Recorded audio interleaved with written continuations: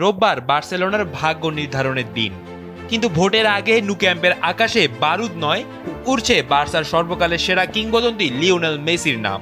নির্বাচনের আগে পাল্টাপাল্টি অভিযোগে উত্তপ্ত কাতালুনিয়া।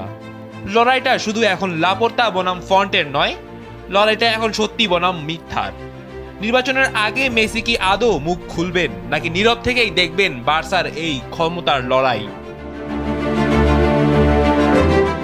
সময় খুব কম, হাতে আর মাত্র কয়েকটি দিন। আর এই শেষ মুহূর্তেই বোমা ফাটিয়েছেন বার্সেলোনার সভাপতি পদপ্রার্থী ভিক্টর ফন্ট।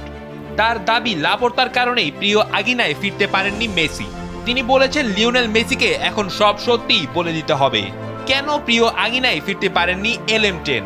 কার বাধার কারণে ইন্টার মায়ামিতে যেতে হয়েছে এই ফুটবল জাদুকরকে? সম্প্রতি বার্সা কিংবদন্তি ও সাবেক কোচ জাভি হার্নান্দেজের একটি বক্তব্য আগুনের ঘি ঢেলে দিয়েছে। জাভির দাবি মেসির ফেরার পথে সবচেয়ে বড় বাধা ছিলেন খোদ হুয়ান লাপোর্তা।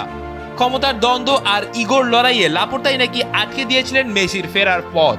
জাভির এই বিস্ফোরক মন্তব্যকে হাতিয়ার করেই এবার লাপোর্তাকে কুপঘাত করতে চান তার প্রতিদ্বন্দ্বীরা।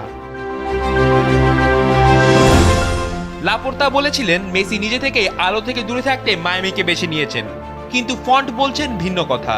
তিনি সরাসরি সোসিওদের সতর্ক করে দিয়েছেন। তার মতে লাপোর্তা মিথ্যাচারের মাধ্যমে সমর্থকদের বিভ্রান্ত করছে। মেসির নিরাপত্তা নাকি এই মিথ্যার পালে হাওয়া দিচ্ছে।